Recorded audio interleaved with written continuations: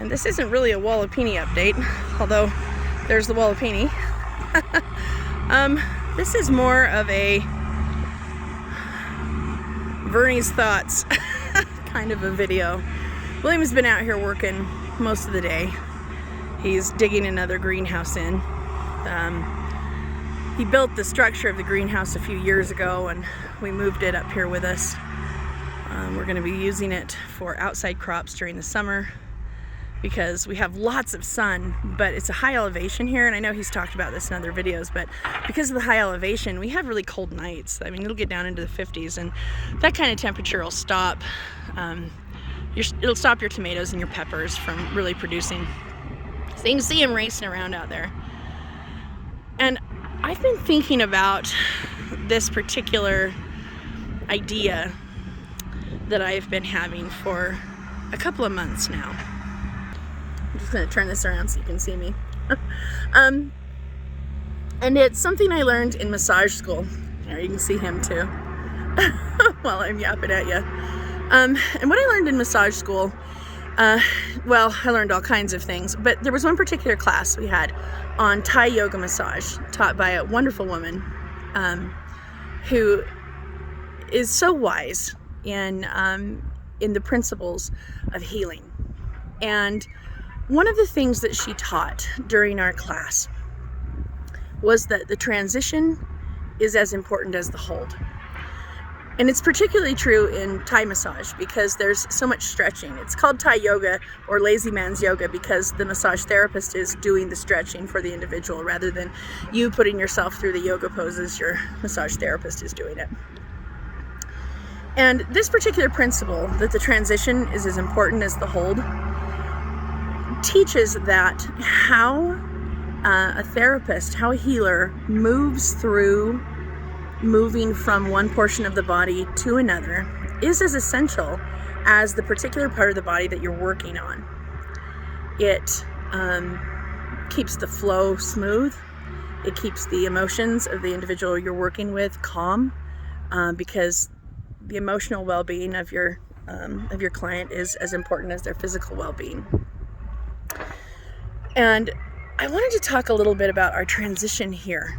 This has been magical being here in Clover Valley, but the transition to this space was really crazy. It started about a year and maybe 4 months ago, maybe a year and a half ago. William and I were living in the big city trying to preserve the importance of farming in the city landscape. Green spaces are so essential. You know, when more concrete is being poured and more houses are going up, green space actually becomes more essential, more important than ever.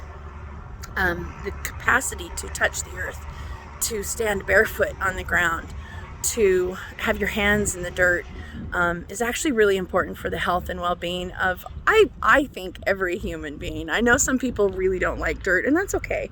I understand that. But that connectedness to the earth and to everything that comes to the earth and the other people that live here help us to be happier, healthier individuals. Anyway, so we were there trying to work on defending that space, that green space. And as often happens in life, the person that William was working with just changed. He decided to do something different. He wanted to go in a different direction with his life.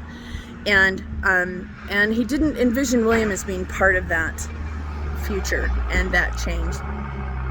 And that's okay.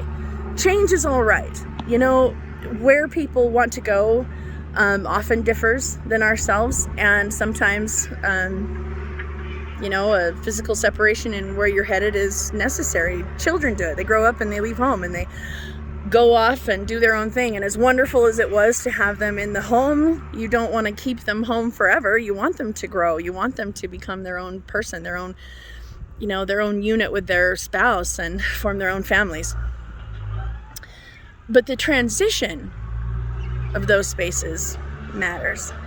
And the transition from working with someone who was a friend to someone who suddenly became not a friend because of this change he wanted to make was actually really difficult. It was really hard. And, you know, that probably wouldn't have been something that we could have weathered just fine on our own. And, eventually, yeah, we have weathered it fine. But accompanied with the change was a lack of leadership. It was a leader who was actually so married to results that he couldn't see progress. So enamored with the finish line that he couldn't see where his team was in the middle of the race. And as a business owner, that's your prerogative to make a change in teams. But it was what was done after that change that has had me brooding for a lot of months. A year and a half now, or a little under a year and a half now. And when he decided to make a change, and William was no longer part of his team, one of the people who worked with him repeated some things he had said, that William was lazy.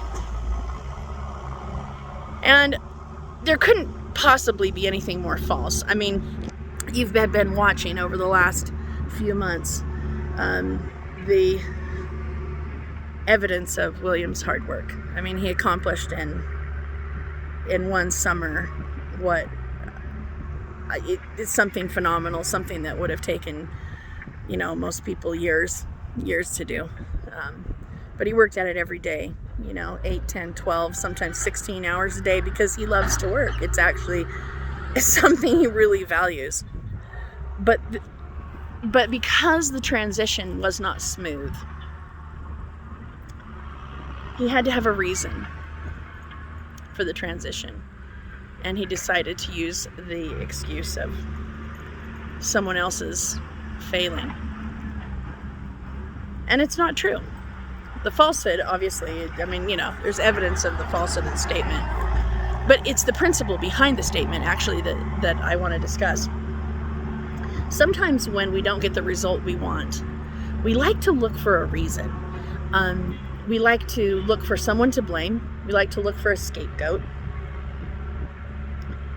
Sometimes things just don't work out. Sometimes something we're trying to accomplish for whatever reason is not accomplishable. It's not something we can do.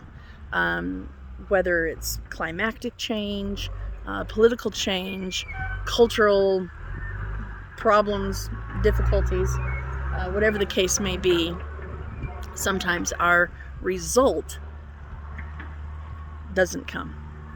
And when you're a results-oriented leader, it's really easy to start to believe that the ends justify the means. It's easy to convince yourself that transitions don't matter, because obviously what you're holding is not accomplishing your results, so you're just going to drop it. But the transitions are as important as the hold. And how we move from one portion of our life to another actually matters a great deal. It matters to the people we work with. It matters to our own hearts and our own healing. And it matters to society in general. I mean, it's February 1st, 2021. We've gone through months of a poorly handled transition in power in the United States. And it's been agonizing for everyone on all sides. When you focus on a result, it's easy to minimize the hopes, wishes, desires, and dreams of another group of people who might be standing in the way of your result. Rather than being simply results-oriented, we need to be process-oriented and progress-oriented. Because human progression doesn't happen all in one huge movement forward. It usually happens in small increments where people who care about other people make easy transitions. When we introduce new ideas, new thoughts, and people have a chance to work their mind around it, to consider it, to change. So this 2021 year. Over the last couple of weeks, I've been working really hard to relinquish the bad feelings I had at that poor transition and the negative things that were said about my husband. I mean, you've watched my videos, so you know how much I admire and love my husband and how much I love to share the work of his hands and the things he does. And so I'm going to turn this around.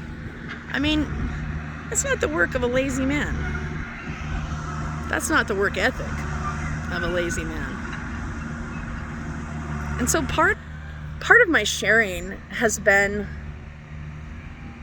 to show to the rest of the world what I see when I see him. To share the person I admire every time I watch him work. And for a number of months, every time I've walked out here and seen this beautiful Wallapini, I've had just a little bit of, see, you stink, to those other people. I've had that attitude. I've had that negative, well, we'll show you, you jerks, kind of viewpoint. And I don't need to hold on to that anymore, because my own transition deserves some peace and some forgiveness for people being people and their own humanity and their fear when a result wasn't coming their way fast enough.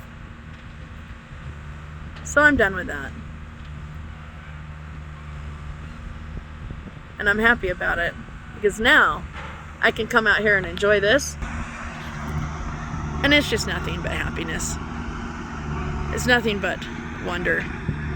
It's nothing but growth.